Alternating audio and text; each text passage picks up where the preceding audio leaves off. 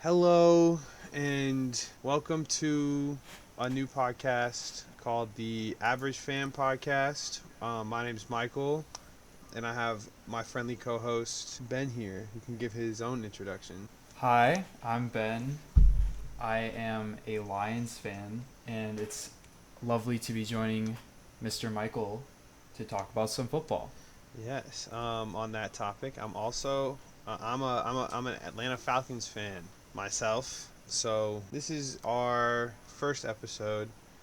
It's gonna be just kind of a detail of what you can expect to see. The Average Fan Podcast is trying to base itself where we know we're not experts. We're your average fan. We'd like to teach ourselves the specifics of not just football, all the other sports. Maybe that be basketball or baseball, or moves on into cricket, rugby, whatever it may be. And we wanted to open that invite to you guys as well. So, Ben, why don't you give us a little taste on what exactly we'll be doing? Yeah, so throughout each episode, we're going to start by kind of giving a recap of what happened in the league the week prior, and then we're going to kind of give our own prediction on what we think is going to happen throughout each game. Michael and I are in a fantasy league, so for those of you who are looking for some fantasy advice, we're gonna do our best to help you.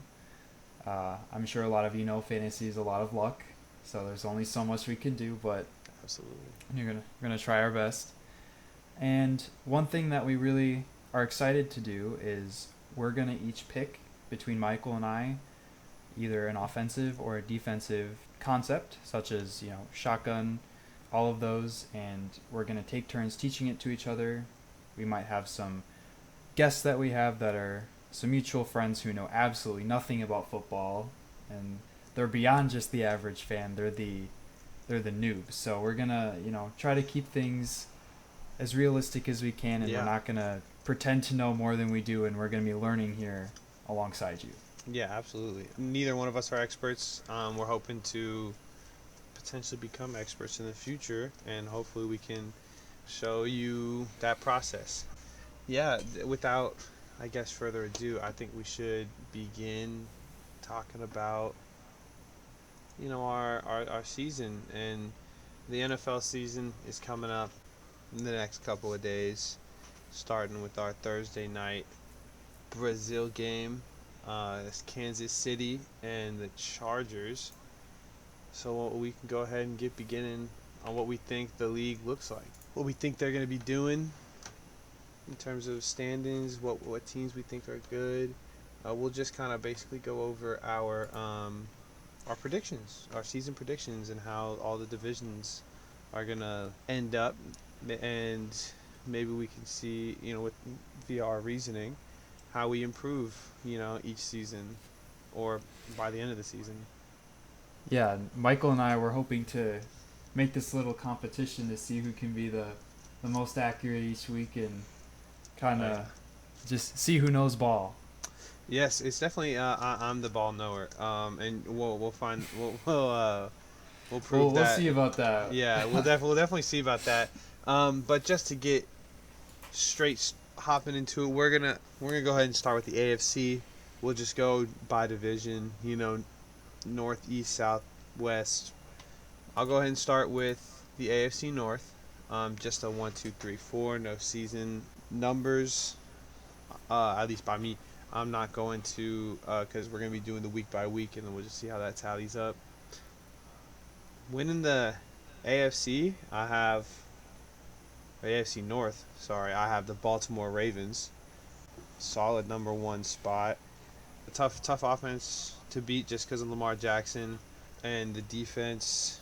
I'm a big fan of Patrick Queen.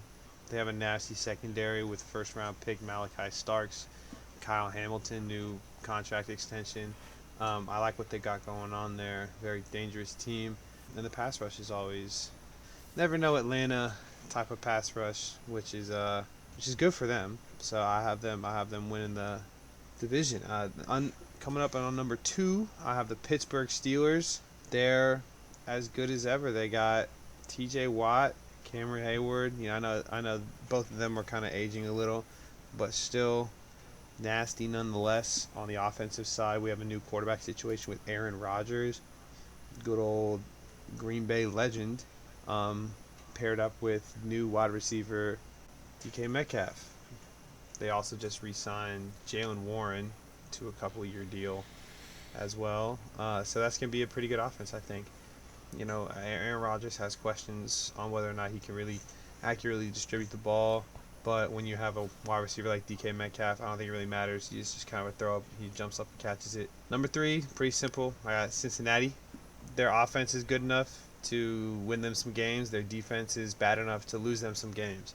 So that one's pretty simple for me. Number 4, obviously, is going to be the Cleveland Browns. I'm not very confident in them. Whole quarterback situation is not very reassuring. They have Joe Flacco starting week 1. I love me some Flack attack, but Bring in Shadur. yeah, Shador Sanders is probably going to get some touches. I think that's a whole mishandling situation that maybe we can get into. Myles Garrett can only do so much.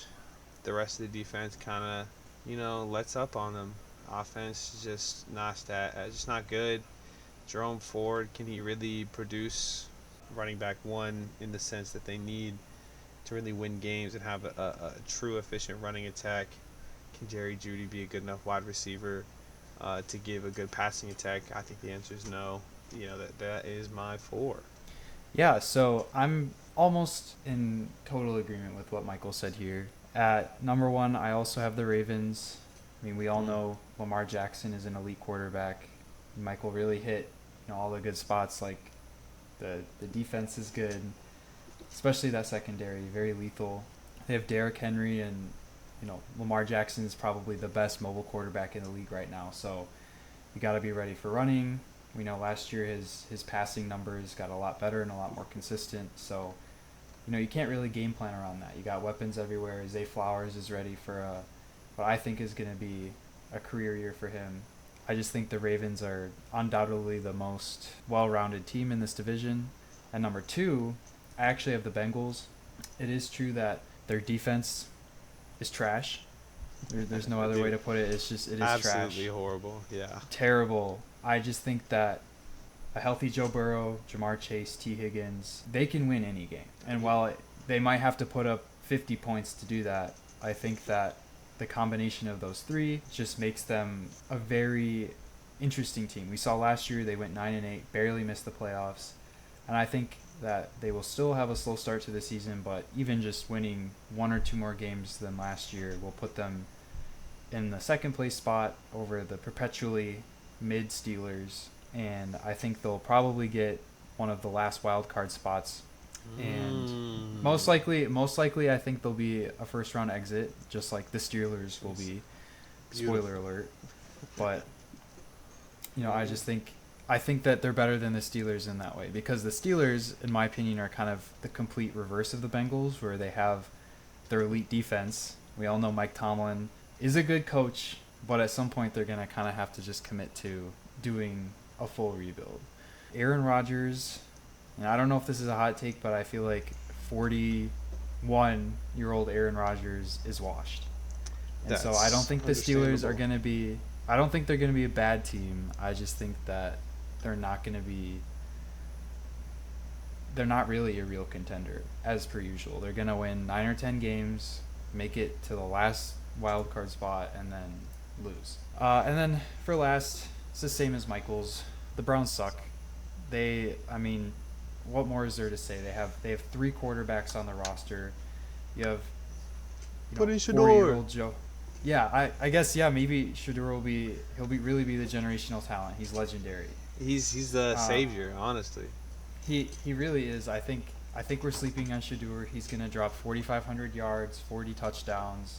The Browns are gonna get the number 1 seed, go all the way to Super Bowl. They just need to let him have some time to really get comfortable. I don't think they've treated him very fairly. He can, it's better to get him out there, get his experience going. I don't think Dylan Gabriel is going to amount to much, but Shador just kind of seems like somebody who's flexible. He's used to being thrown into something that's not normal, something that's just hard to deal with. He's very good at like adjusting, and that's something that I think that this team would need. Yeah, in reality, they have their defense is just getting worse. As Michael said, they have Myles Garrett. We all know he's good. Their offensive line isn't what it was even 2 years ago when they had Joe Flacco, who brought them to the playoffs. And I mean, we kind of all know what happened there. They got destroyed by the Texans, the rookie C.J. Stroud-led Texans. So I just think that despite all of the moves they made with their trade with the Jaguars, I just really think that they need to commit to actually getting a good quarterback who isn't a predator or like third round rookie. Now moving into the AFC East at number 1, and to what I think would be no one's surprise, I do have the Buffalo Bills. Absolutely. Josh Allen's coming off of his first MVP season. I know it was a controversial one, but I do think with the weapons he had around him, I do think he was the more valuable player. It's not to say he's necessarily the better player, but with what he was working with, he based Khalil Shakir was his wide receiver. Yeah, that's their. I saw in an Instagram post early this week. That is their quote unquote star. Yeah, that's their star, and who was the other guy? I think it was either their wide receiver 2 or 3. I had him on my fantasy team last year, and Keon Coleman. You're working with that receiver core. Yeah. James Cook he's a good running back. As always, Sean McDermott is good at getting their defense in shape, but I mean, just compared to the rest of this league, you have 2 rebuilding teams and then the Dolphins, which I will get to. And number 2, I do actually have the New England Patriots. I think that the hiring of Mike Vrabel, I think, yeah. He's shown that he's a good coach. When he was in Tennessee, he was able to bring, some of the worst rosters all the way to the AFC Championship. Yeah. Granted, he did have King Henry. It's the GOAT. Yeah. I mean, he's able to make a lot out of a little. And I do think that Drake May is probably going to have a much better season. I don't know if I'd go as far as a breakout season. I think they're still a year or 2 away from truly being a contender. But compared to the rest of this division, I think that they're the more well put together team. I think they'll have a good defense. I think with Travion Hendrickson as their rookie running back, I think he's going to be good. They got Will Campbell for the offensive line. Making big moves for big pieces always goes a long way. Absolutely. They also have Stephon Diggs too. He'll be injured at the beginning, but he'll be coming back soon. They're bringing in people, and I know Stephon Diggs he's getting older, but even if he's at 60% of what he can do, he's gonna be better than their wide receiver 1 last year. So I think they're number 2. For number 3, I do have the Miami Dolphins. Mike McDaniel is not a good coach. He's good at scheming offense, but I do not think he's a good coach. Tua, he needs to start wearing the juggernaut helmet when he's out on the field. He's cooked. Tyreek is falling off. I know Jalen Waddle is good, and so is Devon Achane. I just think they're running back. They'll probably have their traditional, we can destroy a team with a bad defense, but as soon as we have to play, I know this is the trope, but I do think it's true. As soon as they have to play outside when it's not in Florida, or they have to play a team that's above 500, I don't think they can do it, and I haven't seen them make any major moves that instill confidence in what I think they can do. So I honestly see them kind of falling off this season. And now I don't think they're going to be the worst team in the division. I do think they're going to be in the lower third of the AFC. And then for no one's surprise, the Jets are in last. Yeah. I mean, the Jets do have weapons, but if Justin Fields is their starting quarterback, I can't see them winning more than a handful of games. Yeah. I know Aaron Glenn is a good defensive coordinator, which, I think he was all right, but you have Justin Fields, and I saw in preseason he was getting 20% completions in practice in preseason. That's just ridiculous.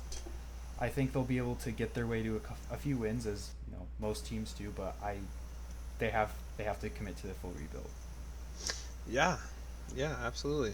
My AFC East standings are pretty much the same.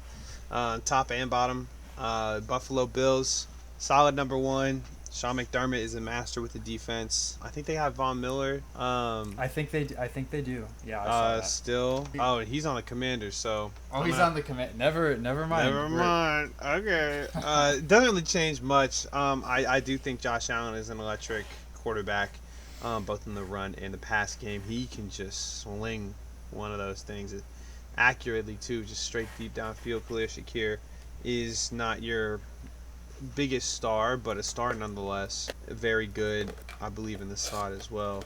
Another thing, I'm a personal big fan of James Cook, being a UGA fan myself.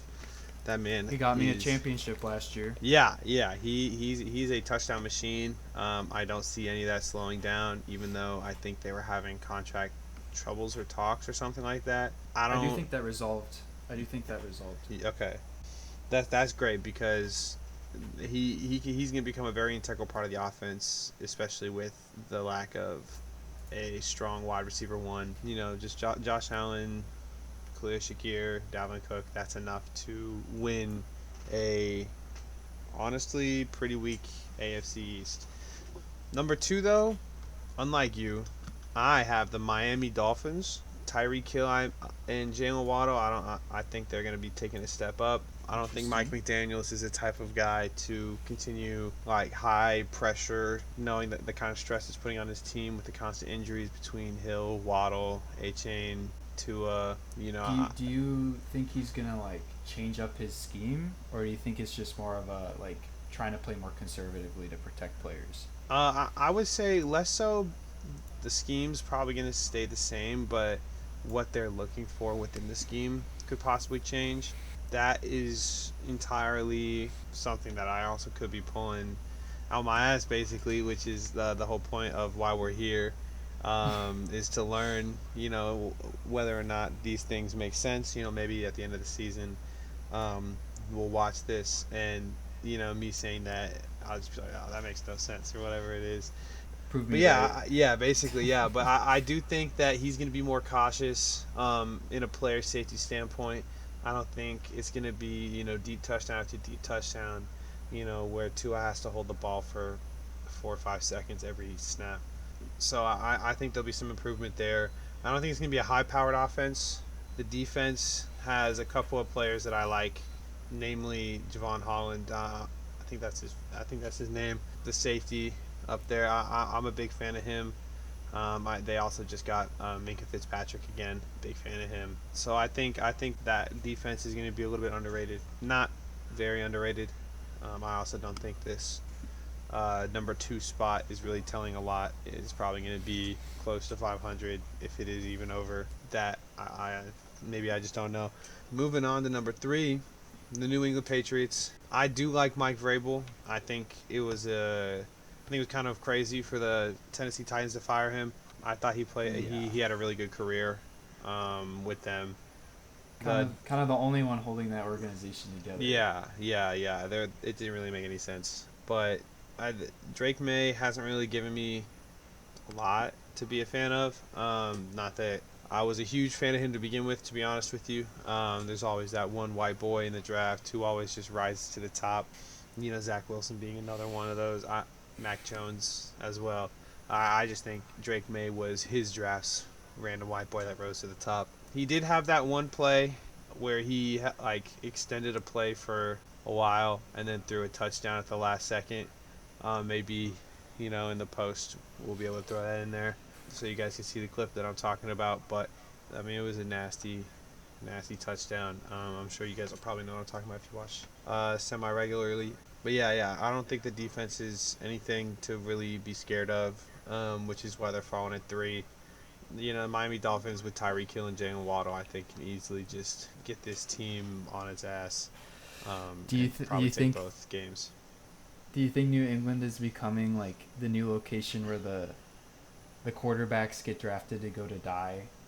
You got Mac Jones, you got Drake May. Like you said, it's the random white boys. Like maybe this starts a trend because they had Brady, they had the GOAT. Like, you know, the law of averages has gotta correct itself somehow. Yeah, ironically, I do think Mike Vrabel was a fan of those Brady type of quarterbacks, those tall, lanky, Not to say unathletic, but maybe slow. Like The twink backs. yeah. So well, maybe a bit more muscular. I'm thinking of Ryan Tannehill. You remember his little his time down there. Marcus Mm-hmm. Mariota, kind of the same thing, but a bit shorter. We'll see how Mike Vrabel treats Drake May, since it wasn't his pick. He just kind of signed there. Maybe he ends up, falling in love with the quarterback of his build. We'll have to see about that. But it's very possible that New England is now the new quarterback place. Owners trying to get the next Tom Brady, that might tunnel vision him to drafting quarterbacks more often, or expecting them to be at a certain Taking bigger standard. risks on high risk, high Exactly. reward. Yeah, so that's entirely possible. But lastly, number 4, the New York Jets. I think that is one of the worst teams in the league. Not very confident in them at all. Garrett Wilson had a great start to his career. Unless they can get the ball in his hands, they can't really do anything. Justin Fields has never been the best passer, in my opinion. I don't think he's never thrown over 3,000 yards in a season. He'd be a really good running back. Yeah, I mean he would. I do think he shows flashes as a passer. It's not like he's never thrown like a good ball or a great deep ball. He's not going to a team or teams in general that develop quarterbacks well or give quarterbacks like him a true shot. The Chicago Bears definitely did not do that. The New York Jets won't either. So Robert Saleh is he still the head coach there? Or they fired him, right? No, they fired him. It's Aaron Glenn now. It's Aaron Glenn. That's right. I do like Aaron Glenn. I don't think he's not really going to change a ton. Because he was a defensive coordinator. Their defense isn't the spot to win games. Their offense is going to be stagnant all the time, and that's more than a coach could fix in one offseason. They're definitely in a rebuild, like you said, or at least they need to be. The sooner, the better that they accept that. That'll lead them back to the promised land if they ever got there to begin with. But yeah, that's going to be our AFC East rankings. We'll go ahead and move on to the AFC South. Ooh, the stinky division. Yeah, the not good one. Definitely the worst out of the 4.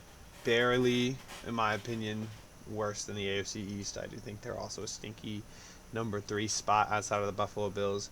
But to lead off this division is the easiest choice to make, the Houston Texans. They have a good quarterback in C.J. Stroud, a good head coach in not DeMarco Helms, man. DeMarco Ryan, that's his name. Yeah.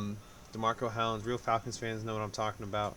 But DeMarco Ryan is he brings a life to the team that I don't think the Texans has ever really had.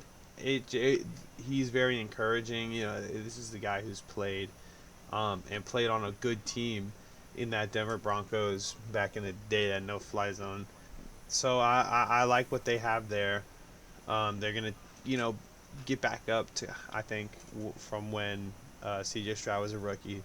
I think they're gonna reclaim that. Will Anderson just came off of a defensive rookie of the year. I think they're gonna go ahead and continue moving up. Yune Ngakwe, I probably butchered that, but he's gonna continue, eating. So I have them at 1. Number 2, big shocker here, I guess to some. I have the Jacksonville Jaguars, good old Florida team. They're not gonna be the craziest, but I think they're gonna be somewhat good. I think Trevor Lawrence is, finally gonna have a deep threat that's not incompetent. I think Travis Hunter is a good wide receiver. I don't think he's a good cornerback. Not a big fan of the cornerback. Do you think he's gonna play cornerback at all? I think maybe in blowout games. I don't think he's going to. I don't think because he's listed at a reserve cornerback right now. I don't think they're really thinking about him down there. They might be just telling him what he wants to hear, and then throughout, once he gets a taste of it for real, he'll understand. Oh, maybe I just can't do this, and then hopefully he'll drop it. But I think Trevor Lawrence and him are gonna do well. Another one that is pretty questionable, Travis Etienne. Can he become what he thought he was? he's a big question. You also do have Tank Bigsby in the back. I think that they can be a 1-2, good 1-2. I'm leaning towards no, to be honest. But I think, in addition to Brian Thomas Jr., that these two wide receivers are going to be pretty good. They also have 70-yard kicker Cam Little, star in one of my fantasy league. Bring back Urban Meyer. Bring back Urban Meyer. Give him another try. I'm glad he's gone. To be honest with you, was not a fan of him at Ohio State either. I think he messed up a lot of players, to say the least. To get to our number 3 spot in this division, I'm gonna have the Tennessee Titans. Cam Ward. Ooh. Cam Ward is he's him. I don't know how much preseason you've seen from him. Very surprisingly accurate. There's a lot of training camp clips of him throwing some perfect dimes. I'm kind of high on Cam Ward. I wasn't before. I thought Shador was better than him, kind of come draft time, but he's really kind of shown why he was picked number 1, and Shador was picked when he was. So I'm high on him. I'm very excited to see what Brian Callahan can do for Cam Ward, Calvin Ridley. Falcons' dream for a moment back in the day. So we'll see what they have to offer. Hopefully they do well. At number 4, I do have the Indianapolis Colts. Not a good football team. Anthony Richardson seems to be more drama than Aaron Rodgers, and Daniel Jones. Who do we think is the worst? Who do we think is the worst one, Daniel Jones or Anthony Richardson? Daniel Jones has you know what you're going to get from Daniel Jones, so you can weigh that at how it is. Anthony Richardson is still just such a raw prospect. He's not anywhere close to being a true NFL quarterback. It's just a guy running around and just doing shit. Daniel Jones can at least lead a team to a certain extent. Anthony Richardson doesn't seem to have the ability to be a respectable football player to begin with. So I would have to go with Daniel Jones myself. If I was a football player, from what I've seen, I would not respect what he has going on there. Well, Michael and I have exactly the same rankings. Oh, really? I don't have that much. Yeah, I don't have that much to add about it. It's kind of, I feel like for a division like this, when you have 3 teams that aren't good, I feel like it's harder to kind of predict than teams that are like divisions that have 3 really good teams. Yeah, I see what you mean. And but like with the Texans, CJ Stroud, he's a good quarterback. I know their offensive line is like one of the worst, if not the worst, in the league. But anyways, Nico Collins, hopefully Tank Dell can come back. I know the injury he got last year was really bad, and I'm wishing nothing but the best for him. But I know they have that. I know Joe Mixon is out for the first week, and they have Nick Chubb now as their starting running back this year. And Georgia legend. I didn't know that. Georgia legend Nick Chubb. The Jaguars, I think Liam Cohen is going to be a good addition for kind of getting their offense together and just seeing what Travis Hunter can do. Travis Etienne Jr. is really good. And then for the last 2, I just think it kind of comes down to who the better quarterbacks are, I guess, plural, because we know the Colts are probably going to end up benching either Richardson or Jones for one of them, if not multiple times, kind of switching back and forth. But I do think Cam Ward will be the better quarterback. I think that the Titans have a better defense, and while Shane Steichen is, I think, a good offensive mind, I just think that the Colts are stuck in quarterback hell right now, and they kind of just need to give up this season and just get a good quarterback in the next draft. Because I do have them getting the first overall pick. I wouldn't be surprised if they won 3 or less games this year. I think they're truly going to be terrible, and they're wasting a lot of their good players' primes. Oh yeah, absolutely. It's really not good. But moving on to our final division in the AFC, we have the AFC West. I will say I think that this is probably my most controversial take so far. I know the Chiefs have won the division for the last decade. Yeah. But I do think that, and Michael, I know how you feel about Sean Payton, but I do think that the Denver Broncos come in at number 1. The Denver Broncos. I think they have the best defense in the league. Their secondary is disgusting. They have Pat Surtain coming off of his Defensive Player of the Year. They just bolstered their secondary using their first round pick on Jahdae Barron. Their offense is serviceable, and I feel like, especially in a league like the AFC West, where we see the Chiefs' offense kind of starting to sputter out, just with talent leaving, Travis Kelce getting older, and it's no diss towards Patrick Mahomes, and I know Andy Reid is probably one of the best, if not, I wouldn't say the best coach of all time, but he's probably the best one right now. Definitely. And I just up there, and I just think the Broncos will come in and kind of keep that momentum from late season. I don't have them winning the entire conference, but I do think they'll probably lead by a game, maybe two, over the Chiefs. And then at number 2, I do have the Chiefs. I don't think they're going to be bad by any means, and I wouldn't be surprised if, they do their typical thing where they aren't very good compared to their playoff success going into the regular season. That was a very humiliating loss that they suffered in the Super Bowl. So they really gotta kind of regroup, and they've been to 5 or 6 straight AFC Championship games. I mean, mentally that can take a toll on a team, physically, mentally, and I just think, not to say they're gonna fall off, and I wouldn't be surprised if they won. I wouldn't be surprised if they made it back to the Super Bowl again. But I just think that, to me, it just makes the most sense that, at least for this year, the Broncos come in ahead of them. But with the Chiefs at number 2, obviously they have Patrick Mahomes. They do have Travis Kelce. I do think Xavier Worthy is going to take a big step forward. But I just, Xavier Worthy is not Tyreek Hill.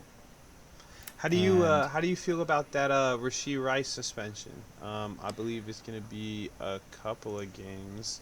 It's until late October. Is it? Yeah, I picked him up in fantasy. I don't know why I did that, but first 6 weeks. Yeah. But I mean, they have Hollywood Brown. Can't forget about him. Yeah, they do have Hollywood Brown. I know Rashee Rice is out, but when he comes back, that'll help.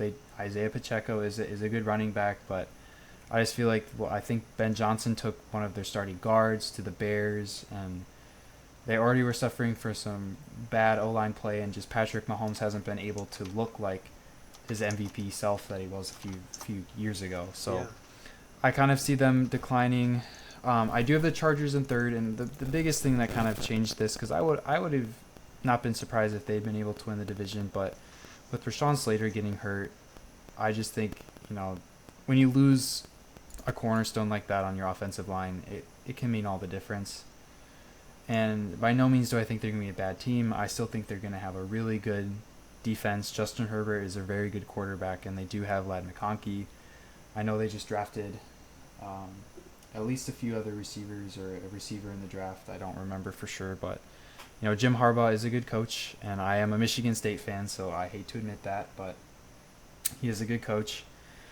And then, not surprisingly, I do have the Raiders coming in at 4th.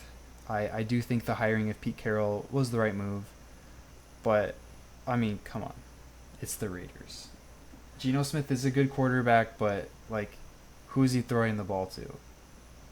And I know they just got Ashton Genty, and I think he'll be good, but what does their offensive line look like? What about their defense? Do they have any good players outside of Max Crosby on their defense? So they have pieces. I just think that they'll be better than last year. I wouldn't be surprised if they even got somewhat close to breaking 500, but compared to the rest of the teams in this division, I just don't think they don't square up. This is gonna be, where you and I really separate in our thought process. This division, it seems like I don't think you and I have one matched up in here. Oh wow! Number 1, I have the tradition continuing. The Chiefs are winning this one. Patrick Mahomes, I think right now, is the undisputed best player. This is somebody that has proven himself. He great career. He's always, he's competing. He's always up there. Travis Kelce, big man, big engagement. With Taylor Swift. This is true. I forgot to extend my congratulations to the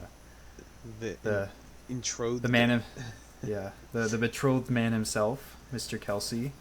Yeah, I also have seen things where this might be his last year, but he wants to go out with the bang. So this might be more of a passion season for Travis Kelce to get married and to try to go out with the Super Bowl. So I also do think Hollywood Brown. They didn't really get a lot of him last year from injuries and whatnot, and I think just getting him late.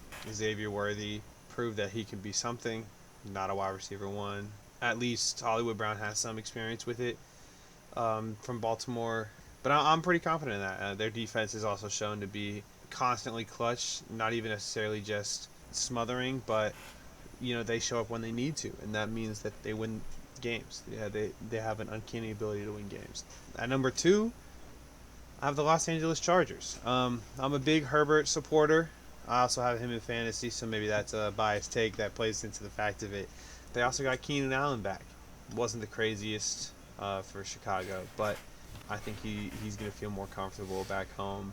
And just like Travis Kelce, it'll be a passion season for him. Lad McConkey, as a Georgia fan, is also somebody I've been a big fan of. He was really good last season for him. A big shocker to everybody else, not me. I do like that offense. The biggest question is going to be, can their rookie running back produce? Or do they have to wait for Gus Edwards to come back? I think he's still injured. Was Gus Edwards wasn't he on the Ravens a couple years ago? I think so. Yeah. He was. That's crazy. I think he had injury trouble on there too, so they let him go, and then he came in here and played for good old Jim, and actually ended up playing pretty well. From Harbaugh to Harbaugh. Yeah. He's bouncing brothers. But yeah, I believe they still have Derwin James down there, a good leader of the defense, knows how to corral the guys there. So I think that they have the experience. Number 3 here, which will lead your conclusion, or which will finish my point, shaking up what we're doing.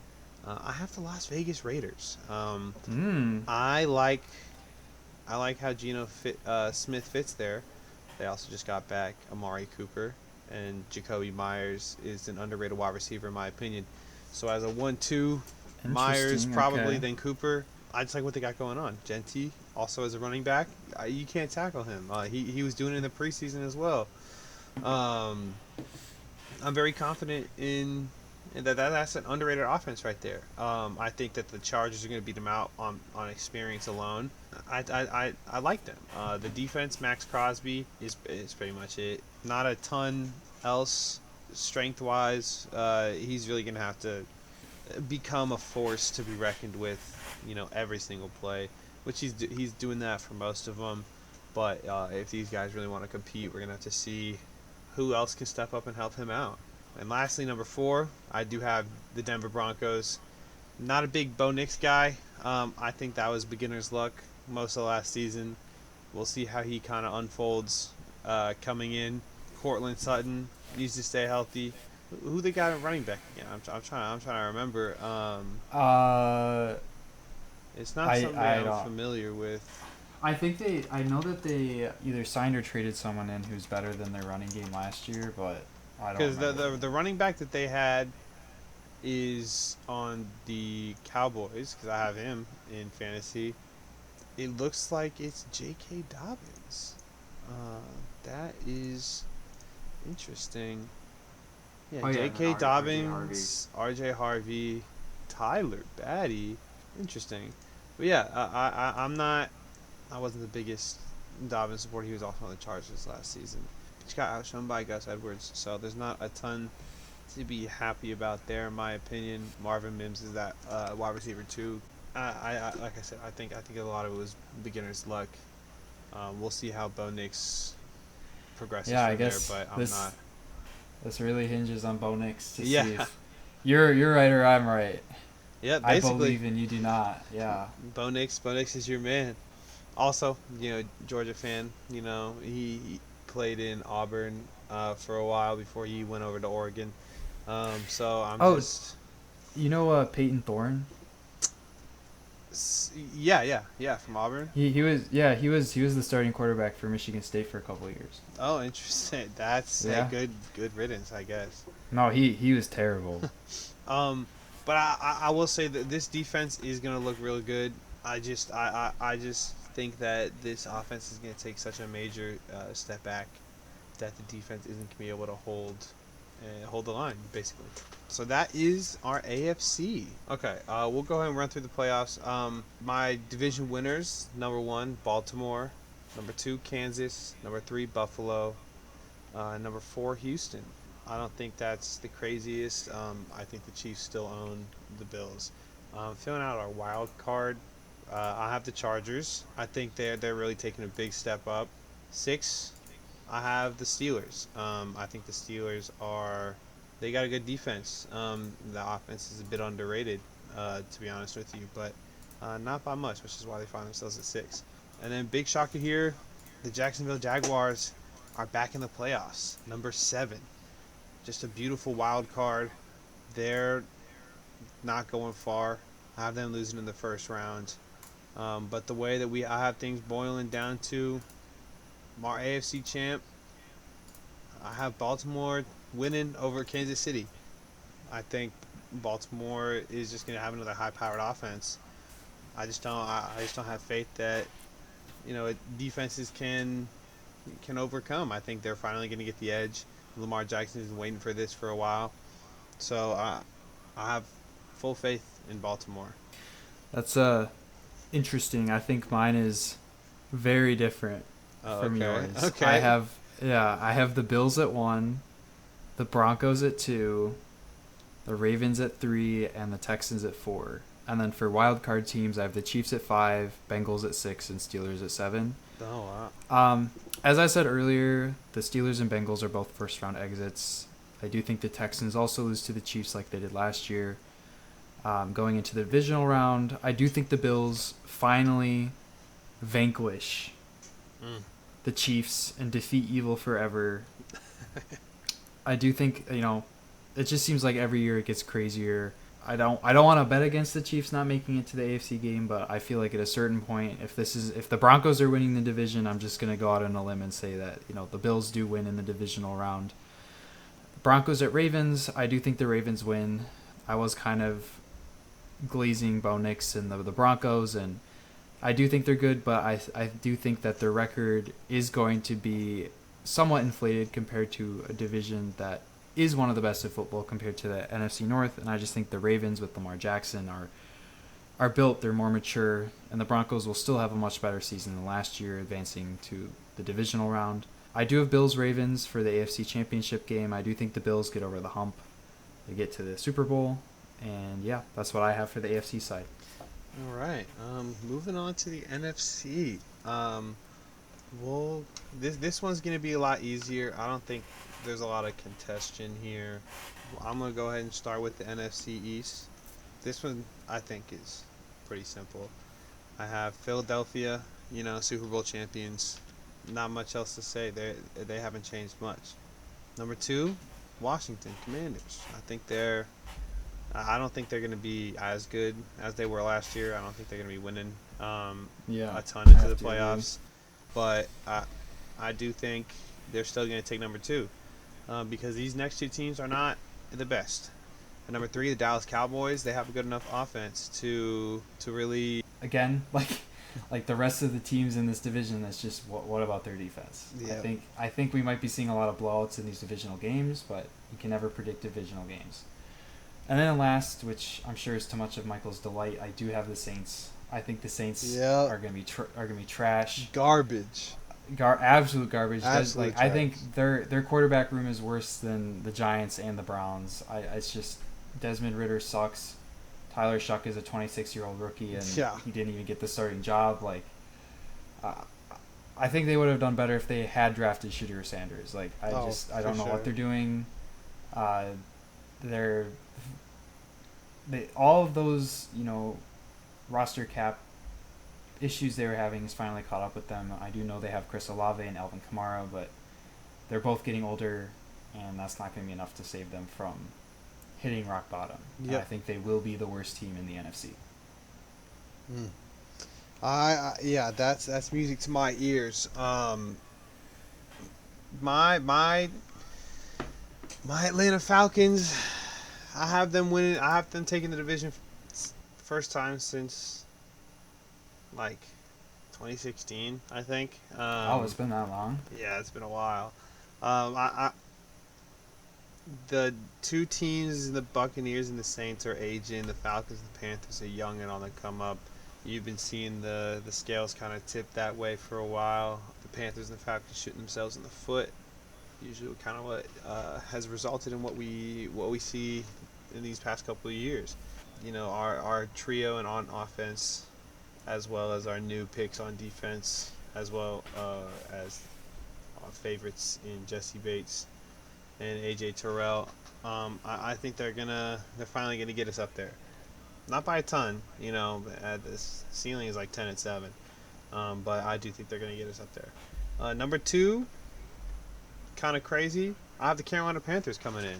They had a really strong second half of the season last year, and now they added in a legitimate wide receiver. Go up and get it kind of guy. So I have faith in that offense. I think that offense is going to be a bit better. Well, the Falcons will probably split a game with them, but yeah, the defense is, it's quiet. It'll give up a bit more points than you'd want, but it'll continuously keep hitting at it. It's like water; it'll erode you eventually. Yeah, J.C. Horn's a good cornerback. It's respectable what they're doing on them down there. For number three, I have the Tampa Bay Buccaneers. That defense is aging. They've regressed a lot from not even last year, but the year before that. Antoine Winfield is not what he was before. Vita Vea can only do so much. They're losing their main pieces at linebacker and edge to age. The offense is obviously amazing still. Baker Mayfield, I've been a big fan of him since he was leading the Cleveland Browns to 12-6 playoff wins. Mike Evans is always going to give you 1,500 yards. Chris Godwin's going to come back decently early in the season. And then they have a first-round wide receiver from Ohio State that is also poised to, do well. Bucky Irving showed that he can be a legitimate running back last year too. So their offense is really good, but I think they suffer from their defense, while the other two teams in the Falcons and Panthers are rising on both aspects of the ball. Number four, the New Orleans Saints. They have negative $80 million in cap space. $80 million. It's really bad. They will always be projected to lose a ton until they just take it all in 1 year. It's great to see the front office is so stupid, drafting a 26-year-old quarterback and then starting Spencer Rattler anyways. Alvin Kamara is probably going to get traded. Demario Davis is probably going to get traded. Chris Olave probably going to get traded. And they should be if the Saints ever want to see the light of day again. Until then, they're just going to be what they historically have always been, which is ass. Banished to hell. Banished. So yeah, I will go ahead. Hey, we'll segue on to. I think we'll just go to Ben, your good old neighborhood, the NFC North. This was a very competitive division last year. King of the Hill. I have the Detroit Lions taking it. I'm sure that's music to your ears. Let's go, dude. I'm a big fan of that offense. Defense is coming in. When Aiden Hutchinson comes back, I think he's gonna be able to establish himself as a potential comeback of the year candidate. I like your secondary. I like what you guys got going on there. Dan Campbell is also just a crazy coach. So I have a lot of faith in you guys winning that. Green Bay Packers coming in at number 2. The addition of Micah Parsons got them here. Otherwise, it probably would have been the Vikings or the Bears above them. Maybe both. Who knows? The only reason why they're not beating you guys, honestly, is because Micah Parsons is also, apparently he was hurt. He's not going to be able to come in immediately, so his impact won't be felt. And then from there, he won't be able to necessarily produce off bat. The offense has a big question in the wide receiver department as well. Jordan Love and Josh Jacobs is going to be able to hold down that half of the offense. But, is this new Texas wide receiver, is he going to be able to, give them what they want? He's kind of like a Tyreek Hill build almost. So we'll see. A big, deep threat. You have Jalen Reed or Christian Watson still on the roster if you really need it. But, we'll see how that goes. Not very confident in it, which is why they fall to the Lions, but we'll see. Number 3, the Minnesota Vikings. Not a big J.J. McCarthy fan. I think that That is the right answer. You said that's the right answer. Absolutely. I don't. He wasn't crazy on Michigan. I don't know why he was so highly touted. I think Green Bay's going to have their offensive struggles, but I think they're going to have more. Justin Jefferson's the only thing bailing him out from being a number 4. The defense is on there. You do have a really good head coach in Kevin O'Connell, sorry, Brian Flores as your defensive coordinator. So they're always going to play hard. This is just this seems like a high-powered year offensively, and I just don't think that this is a team that's going to be able to keep up, especially offensively. Lastly, Chicago Bears. I'm a big Chicago Bears hater. They've also stolen Grady Jarrett from me, my beloved defensive tackle. I hope he comes back before he retires, but these guys have had so much money, and they're just throwing it in the wrong, in the wrong bank accounts. They've never had a 4,000-yard passer. They have had Jay Cutler, who is a 4,000-yard passer. He just did not pass for 4,000 yards with them. He did it with Denver. So I think they're eternally cursed. I don't think Roma Dunze and DJ Moore are really going to be able to do it. On the defensive side, sure, you have your fair share of stars, but I've just never been confident. It's an organizational thing. The front office needs to swap what they're doing. The new head coach is he's cool. I like him a lot. I liked his physicality in the preseason, but like I said, something tells me that the organization has their grimy little hands in there, and they're just not going to let them do what they want to do. So yeah, I have them falling at 4. Yeah, I mean, I have the same rankings as you. I do think the Lions will be the number 1 as well. I know that the biggest talking point of this offseason has been the loss of both Ben Johnson and Aaron Glenn, but we're forgetting who the head coach is, which is Dan Campbell. And, he elevated Kelvin Shepard from the linebacker and coach position, an internal hire. And I know that he's kind of been groomed as the next DC for the last several years. He's talked about how he's anticipated losing both Ben Johnson and Aaron Glenn over the last several off seasons, so he's had time to prepare and to kind of think. And I just think that the hires he's made make sense. I think they work, and I think they retain the identity of the team. And it's not like a situation with Mike Vrabel where the coach is elevating kind of a mid-team to a higher tier. I know Jared Goff isn't a top 5 quarterback, but I do think he's top 10, and I think he's very solid. And he's got Amon-Ra St. Brown, Jameson Williams, who just had a breakout year last year. And then we got rookie Isaac Tesla, who, beat a veteran for a roster spot for a wide receiver 3 position.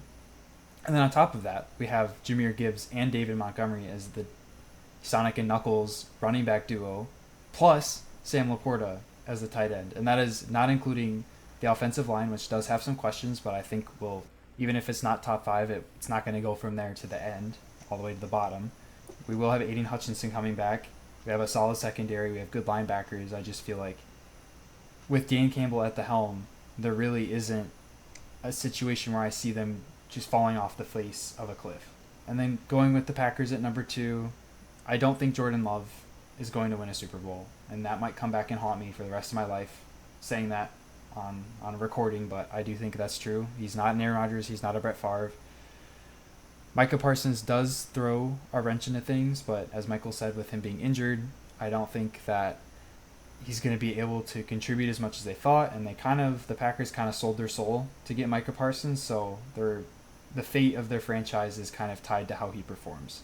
Additionally, with Matthew Golden as their first-round pick, even if he is good, I mean, they do have a solid set of a rotating door of receivers, but I just feel like the Packers are kind of stuck in a position that's not necessarily the same as the Steelers, but it's similar enough where they're good, but they're not great.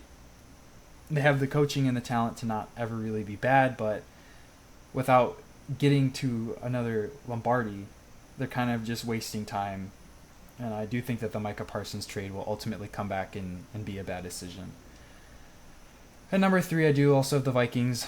I do think that J.J. McCarthy probably will not be the answer, but we know Kevin O'Connell is a very good coach, so it's hard to kind of determine that until we actually see him play a full season.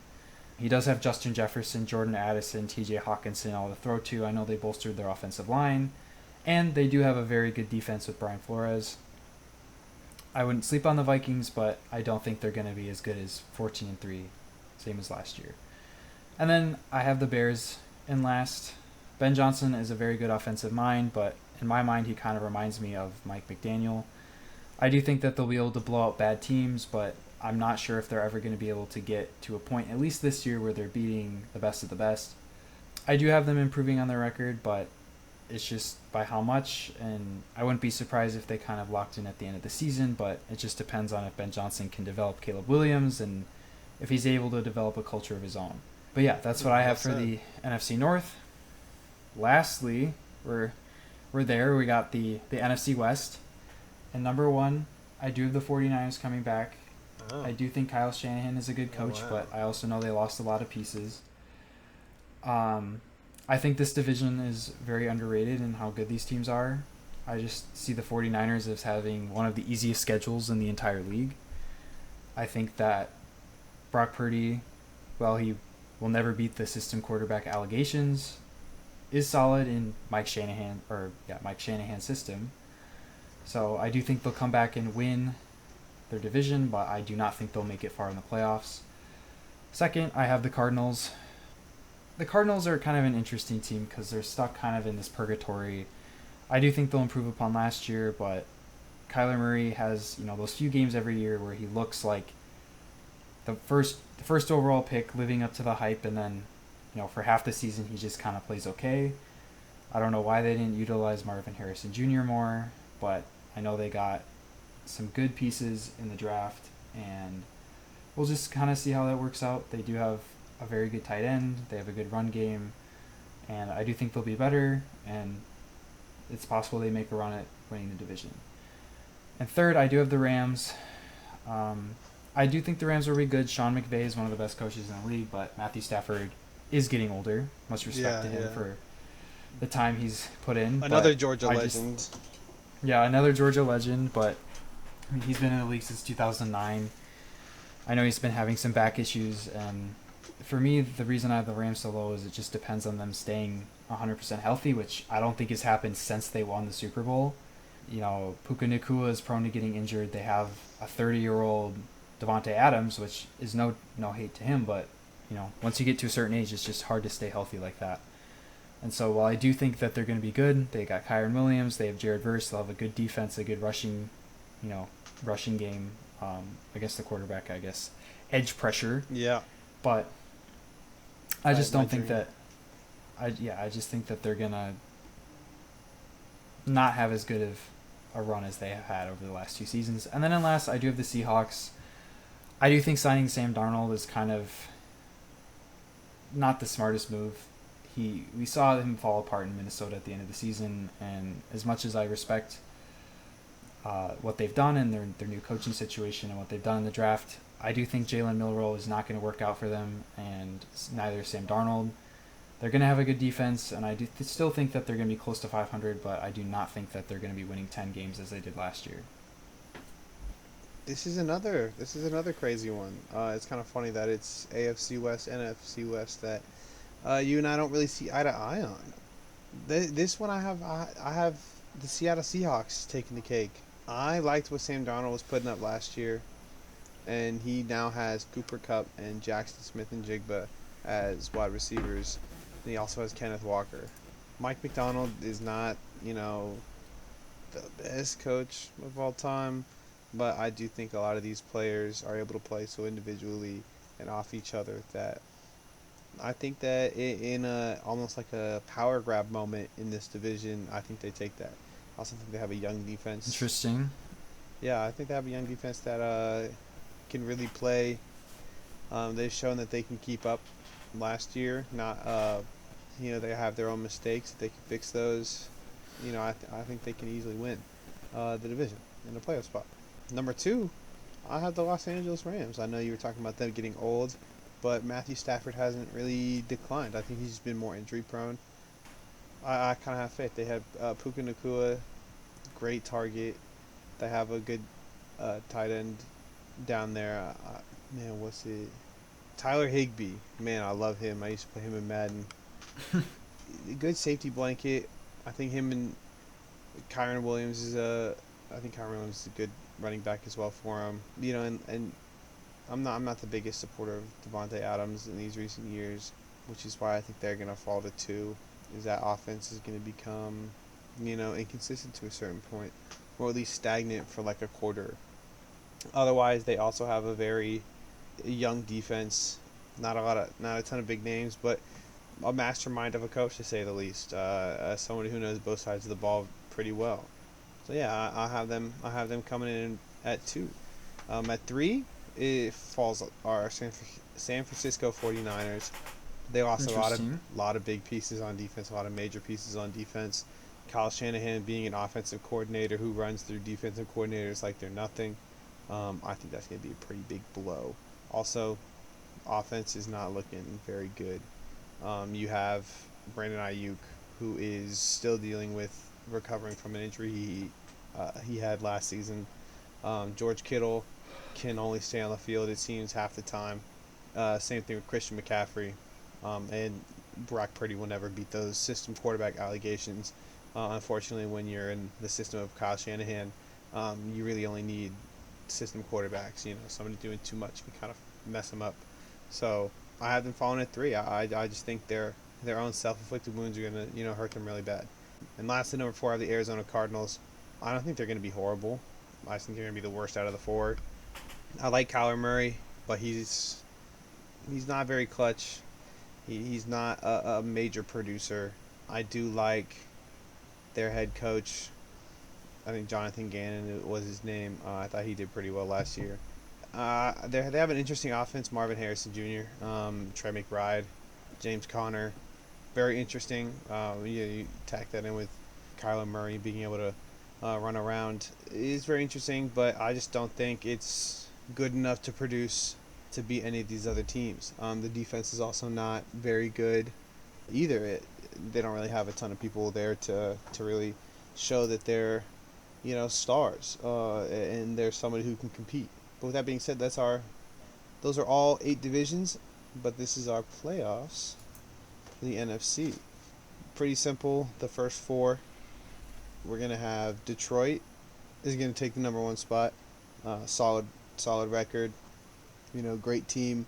Philadelphia Eagles are gonna be maybe a win less, but I do think they're gonna end up falling into the Detroit Lions, who are going to impress people with returning to their stardom. At number 3, I have the Seattle Seahawks. I am a big supporter of that young defense, and that offense is pretty underrated. I actually have them above my number 4 Atlanta Falcons, who are in the playoffs this high purely because they won the division.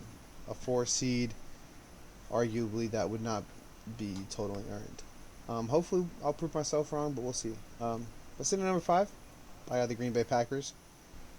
Same kind of thing with why they're winning number 2 is why they end up being at 5, but I do still think that they're good enough to be here and be up as high as they are. Number 6, I have the Washington Commanders. They're also taking improvement offensively and defensively. Defense is a bit old though, but it is experienced, which is why I think they are able to sneak up into here. Dan Quinn is also the same thing, old but experienced. So I do kind of like they're putting up. Also re-signing Terry McLaurin, does help you a lot. Lastly, number 7, I actually have the Minnesota Vikings sneaking in. That's just purely coaching experience type of thing. Kevin O'Connell is just a mastermind, a genius. It'll all be on the defense's back, though. I'm not very confident in J.J. McCarthy, but I do think that Kevin O'Connell is going to get them, to a serviceable level where they're going to be actually able to sneak into the playoffs. Once that bracket whittles down, I do end up having Detroit beating Philadelphia to enter the Super Bowl to face the Baltimore Ravens. It's going to be a one-on-one matchup, seeding-wise, and it's just a high-powered year. I think it's going to be good football, and it's going to be a respectable seed 1 versus seed 1. Yeah, so we have pretty similar predictions. I actually have the Eagles at 1, the Lions at 2. The Eagles and Lions do play head-to-head. I think they'll probably have the same record, but I do think the Eagles will win at home, so I think they'll take the number 1 seed this year. At 3, I have the 49ers, and at 4, I have the Falcons. For the wild card teams, I have Packers at 5, Commanders at 6, and Bucks at 7.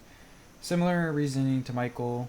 I do think the Buccaneers are still good enough that they'll kind of keep making it into the playoffs and either be one and done or win a game, but I don't think they're good enough to make it that far. I do have the Commanders beating the number 3 49ers. I do have the Lions beating the Buccaneers, and then the Packers beating the Falcons, which leads into the divisional round where the Eagles beat the Commanders, Lions beat the Packers, where the Eagles then eventually go on to win against the Lions in the NFC Championship game. I do have the Eagles versus the Bills, which is also a one-on-one matchup, and to kind of get to the final point of the playoffs, which is the Super Bowl, I do think that the Bills will come out on top. What do you say, Michael, for your set? Beautiful. Between Baltimore and Detroit, unfortunately, I do have Baltimore winning. I think that both is got both got an AFC team winning this year. AFC, the top of the AFC is just better. It just is. They're sharper, more points, more better, defenses on average. Super Bowl MVP Lamar Jackson. I think he's just gonna excel. He's finally making 2 Super Bowl. He's not gonna let that go to waste. Yeah, getting into before we get into this, the preview for this week, getting into my awards for this year, I do think that the MVP will be Joe Burrow. I think if the Bengals are able to make it into the playoffs, and if they're kind of similar to last year, I think he's going to prove that compared to the rest of his roster, he is by far the best player on the field. For Offensive Player of the Year, I do think that will probably go to Jamar Chase, especially with Joe Burrow. I feel like they kind of are a tandem. If he is able to get another triple crown this year, I think that there'll be a 1-2 punch for MVP and Offensive Player of the Year. I do have the same player for comeback and defensive player of the year, which is Aiden Hutchinson. He's looked good in preseason from everything I've seen. I think he's going to come back with a vengeance. Last year he had 7.5 sacks in 4.5 games. And if he's able to even do some of that, I think it's a lock for Aiden Hutchinson. For the defensive rookie of the year, I will give that to Abdul Carter. I do think he's a generational edge talent coming out of Penn State. I don't know exactly what numbers he's going to put up, but especially on an already loaded defensive line, I think it's going to give him a lot of opportunities to compete and earn his spot as one of the top edge rushers in the league. And then finally, for the Offensive Player of the Year, I do think that Ashton Jeanty will win. I just think that, again, a generational talent coming out of a Power 5 school, rushing for over 2,000 yards in college, and with Pete Carroll, who's a run-heavy coach, I just think that if he's able to just even live up to part of his expectations, I think it's a lock for him. Ironically, I think a good bit of ours are kind of similar. MVP, definitely not. I have good old Patrick Mahomes taking in another one. I think he's going to really be mostly the person who's leading that team. Is going to take a lot on his back, and I know he has a bad stain in his mouth from the past couple of years, especially watching the Eagles get that Super Bowl. So yeah, I think he's going to play a stellar level and win that MVP. My Offensive Player of the Year is going to be Christian McCaffrey. I don't think he's really going to get I know people talk about his injuries. I don't think he's going to get injured, or if he does, he's only going to miss a game maybe, but he's going to get a lot of yardage. He's gonna remind you why he's who he is. So I think this is gonna be a year he's gonna return back to fame. My Defensive Player of the Year is gonna be T.J. Watt, off of some new money. People saying that they're not gonna be able to compete because of their offense. They're gonna show you why, because of their defense, and it's gonna be led by T.J. Watt, who's gonna get he's gonna get a good sack number. I don't know if he'll beat his best, but he's definitely going to get near it, to say the least. Comeback Player of the Year, I actually also had Aiden Hutchinson. Like you said, 7.5 in 4 games is insane work. He doesn't need that many, but he just needs maybe 7.5 by the end of the year, and that's as good as his. I'm very excited for him to come up and showcase why he was a premier edge rusher before he had his injury. Offensive Rookie of the Year, Ashton Jeanty. Nobody can tackle him, so I think it's going to be easy for him to put up stats. And then being on a Raiders team where chances are they're probably going to have to run it a lot, it's going to give him some time to shine. Defensive Rookie of the Year, selfishly, I'm going to go James Pierce Jr. He's actually the second edge rusher that the Atlanta Falcons took, trading up in that controversial trade. He looked really good in the preseason, and I just think he's going to surprise a lot of people and end up overperforming. He was able to go in the later, scenario, so he didn't have as much pressure on his shoulders, and I think that's good for him. I think it's going to give him enough time on his own to be able to settle in and get that award. But yeah, that is our season predictions for the NFL season and the awards. The last thing that we are going to do in this fun little episode 0 is going to be a week prediction for this upcoming NFL season 1. I'm going to go ahead and I'll run through. We'll go game by game. I'll do mine, and then Ben, you can go ahead and do yours. Between this matchup right here, it's a Brazil game. It's away for both of them. I think the Chargers are going to take this one. Week 1, the Chiefs are going to have to find a good chemistry. But the Chargers are going to be preparing. They love playing the Chiefs. Yeah, so I actually have the opposite. I do think that the Chiefs will come out on top in this game. Okay. I just think with the injury to Rashawn Slater and just kind of the Chiefs being, I think, a better coached team as of now and maybe more well-rounded, I do think they'll be able to come out on top. I think it'll be close, and I wouldn't be surprised if the Chargers won. Going on to the second game of Steelers versus Jets, I feel like this one's pretty obvious. The Jets have a terrible offense and the Steelers have an elite defense. I do think that they'll be able to get the win week 1, especially for an Aaron Rodgers revenge game. Yeah, absolutely. I not much to add there. Pittsburgh Steelers, great defense. They're going to smother a very not good offense, and it's going to be an easy Steelers win, even though it is away. This next game here, Dolphins versus Colts. We've already talked about this. The Colts are not going to be a good team. It's going to be a bottom 3 team in the league, not even just their conference. Much like the Steelers up here, even though they're away, I do think that an offense like that is going to be able to easily outperform a bad defense like theirs. Yeah, I agree with Michael's pick here. Same thing. I just think the Colts are kind of fall off a cliff this year. I think the Dolphins will be able to easily handle business. For the next game, this might be kind of controversial, but Zach Taylor has not won a single game in his first week as the Bengals head coach, and so I do see the Browns somehow winning a game week 1. I do not think the Browns are the better team, but I do think that if the Bengals lose to the Gerard Mayo-led, Jacoby Brissett-led Patriots in week 1, I think that they can also lose on a road game to the Cleveland Browns. Yeah, absolutely. That Cincinnati defense is not very good. Flack attack does have a little magic in him still. I think the Cleveland Browns are also going to take this away, especially being at home. It's just a setup for this trend to continue. I was also thinking about that. Never won in week 1, so I also think Browns are also going to take the cake here. Between this lovely game between the Raiders and the New England Patriots, I do have the Raiders. Brock Bowers is a monster.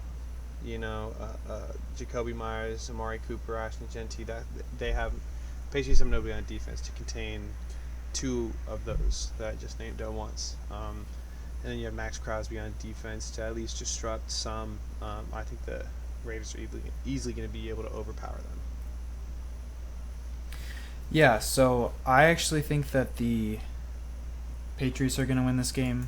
I just think that Mike Vrabel has had more time to I know that the Patriots weren't good last year, neither are the Raiders, but they've been in rebuild mode for 2 years, and I think the Raiders kind of, in year 1 under Pete Carroll, and I know it's the same for Mike Vrabel, but I do think at home the Patriots will be able to come out with a week 1 win. Moving on to the next game, I do think that the Denver Broncos easily handle business against, Cam Ward and his first NFL start. I just think that their defense is going to be able to smother the Titans no matter how good or bad their offense plays. I just think that Cam Ward is going to, you get kind of thrown to the wolves in the NFL, so it's going to be his welcome to the NFL moment. Yeah, absolutely. They're not going to be coming up prepared, especially being away and in a high-altitude place like Denver. the Broncos with just a good defense and just chemistry and experience. They're just going to be whooping them. I think that's a pretty no-brainer. Denver Broncos taking the cake there. This next game, big heater, possible AFC championship matchup between the Baltimore Ravens and Buffalo Bills. This one's a toss-up as well. Both teams still need to establish themselves, but I do think Josh Allen's coming off an MVP season. I think they're probably gonna be doing some good stuff there. Being at home, I think, is in games like this is major. Just keeping the life and momentum alive when your team is struggling, or making things louder than they seem when your team is doing well. I think those things matter. Yeah, so I have the opposite of this. I think that Lamar Jackson is going to kind of come out and show that the Ravens are in championship mode. This is the matchup I have for the AFC Championship game. So obviously the Bills do go on and beat them later in the playoffs. But I just think that the Bills sometimes get off to a slow start, and I think the Ravens are going to come out swinging. Lamar Jackson is going to prove why, even if he might be considered like a choke merchant in the playoffs, he is by far one of the best quarterbacks in the regular season. Going on to our AFC versus NFC games, I do have the Jaguars beating the Panthers. I just think with Liam Cohen coming in, it's going to be kind of a different team we're seeing than last year, and it's going to be kind of hard to game plan against it, especially how is Liam Cohen utilized Trevor Lawrence, Brian Thomas Jr., and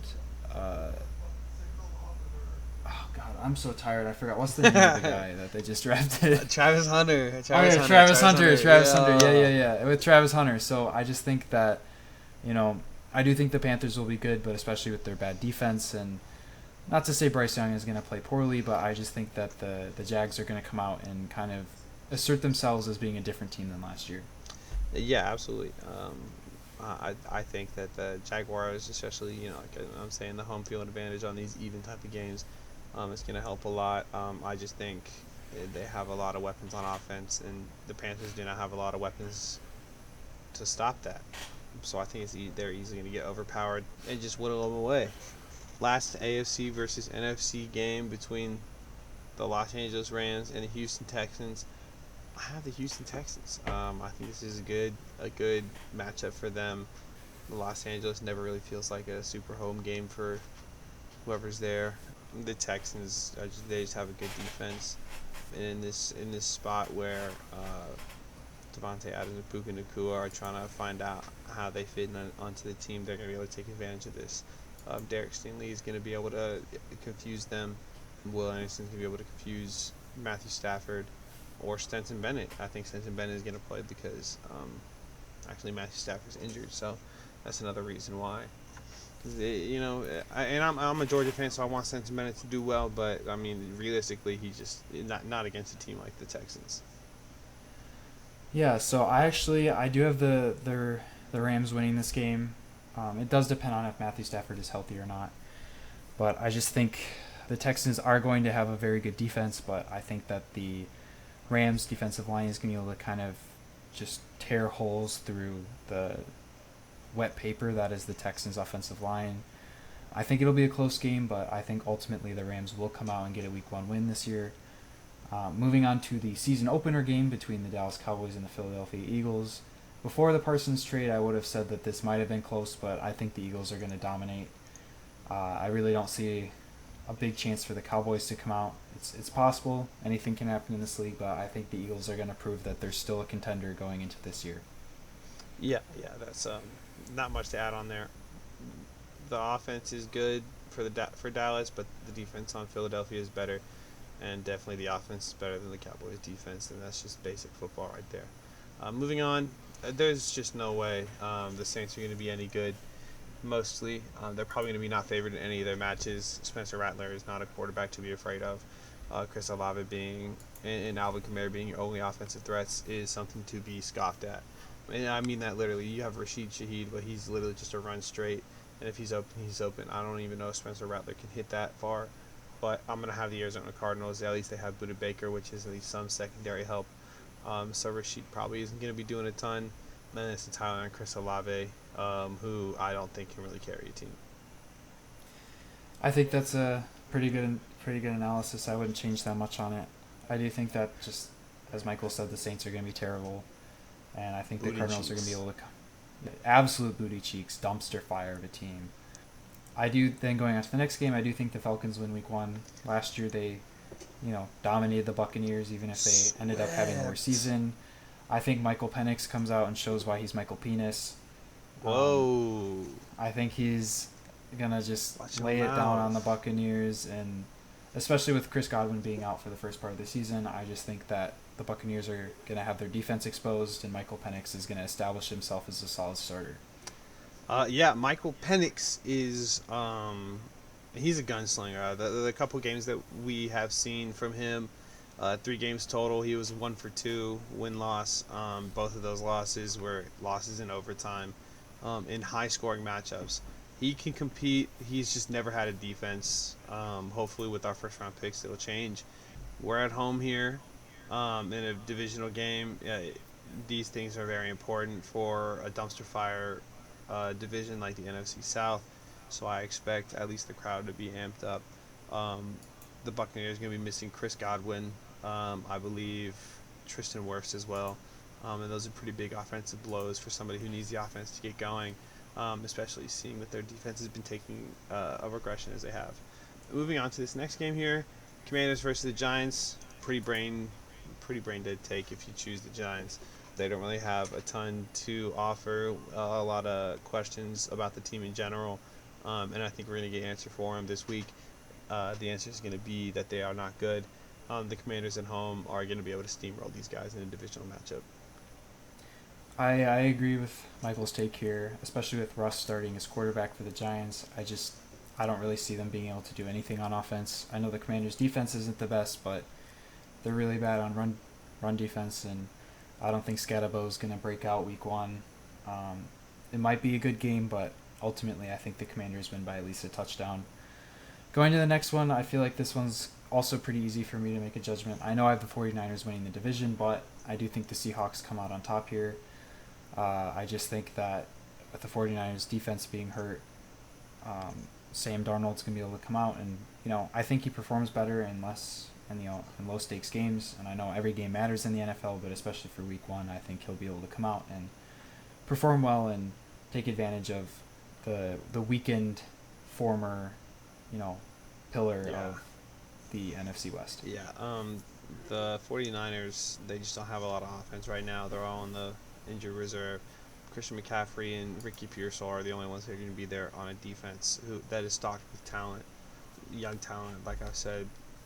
So yeah, I also agree with this take. The offense is going to overpower a defense who, as previously stated, has lost 4 starters. So that I feel like this is a pretty easy take, especially them being at home. Moving on to your favorite little matchup here. I don't think they're going to have Micah Parsons here. So that's going to be hard. You guys aren't going to have Aiden Hutchinson, so it's going to be like a big offensive shootout, which is almost an easy choice for me to pick the Detroit Lions. I think you guys have such a quick, high-powered offense. You're comfortable wherever you're going. And what's better than beating the Green Bay Packers in Lambeau Field? You guys have done it before. I think you're going to go ahead and do it again. Well said, Michael. I know you love Dan that. Campbell. Dan Campbell's owned the Packers for the last few seasons. I think we've lost to them once in the last 3 seasons, and I don't see that changing, especially with Micah Parsons being out. I think Campbell's going to have his guys ready to come out swinging, and you know, every time that people start doubting the Dan Campbell-led Detroit Lions, they just they feed off of that. So, if anything, I feel like they're enjoying being seen as an underdog, and they're gonna do what they do in Lambeau and take home a win. Absolutely. And then going on to the last matchup, I do think that the Bears will win Week 1 just because J.J. McCarthy will be getting his first start. At this point, Caleb Williams will be the better quarterback, and especially playing at home, I think it'll be a close game, but I don't see the Vikings being able to pull out a win on McCarthy's first start. Yeah, absolutely. I'm in agreement there. McCarthy needs a couple games to get into it, especially coming off, I think, like a big knee injury from the year before. He's never played an NFL snap outside of like a preseason game, I think maybe. That's pretty big, especially um, when you guys are poised to do so much. Ben Johnson is going to implement a real rough mentality. He's going to catch him off guard. Um, Mhm. They also have the experience, which or any experience right now is really much better than what JJ McCarthy has, and I think that's going to matter. But yeah, that is basically all that we have to offer for today. It was a bit chunkier episode since we were giving our predictions for everything, just really fully explaining, trying to do as much as we know so we can come back and look at it and see like what we can pick apart. It'll probably be funny looking back on it, knowing, it's not the earliest recording of all time, so we'll be able to differentiate between what was just us being, tired and sleepy, or just us being dumb, or us being smart. It'll be an interesting thing to look back on, but it was a fun talk with sports talk. Yeah, it was a good first episode 0. Good to get stuff going, and going forward we have some more ideas we want to incorporate, and I'm working on getting a camera set up so I won't be in the dark all the time, and We'll be able to see your beautiful face. yeah, my beautiful face. Hopefully, if you're still with us at the end of this episode, you will drop a like and subscribe to our channel. We're gonna be trying to put this out every week throughout the season, and like we said at the beginning, after the NFL season, or maybe when basketball starts or whatever, we want to start talking college football and some other things, and you know, Yeah, absolutely. if you show your support, it'll just help keep us motivated and keep us going. So thank you so much. Yeah, absolutely. We do have a lot of plans. If you guys look down below, we'll have a link to other things we do with 20K Brooklyn, company group. We have music, merchandise, a whole ton of stuff. So I would look down there, give it a check. If you guys had anything that you thought was real stupid, surprisingly smart, whatever it may be, go ahead and leave a comment. Whatever kind of comment you have on it. If you have any tips or tricks that you want to give us as well, we are more than welcome to have interaction at all. So yeah, without further ado, I hope you guys have a good rest of your day. Yep. See you next week. Bye bye.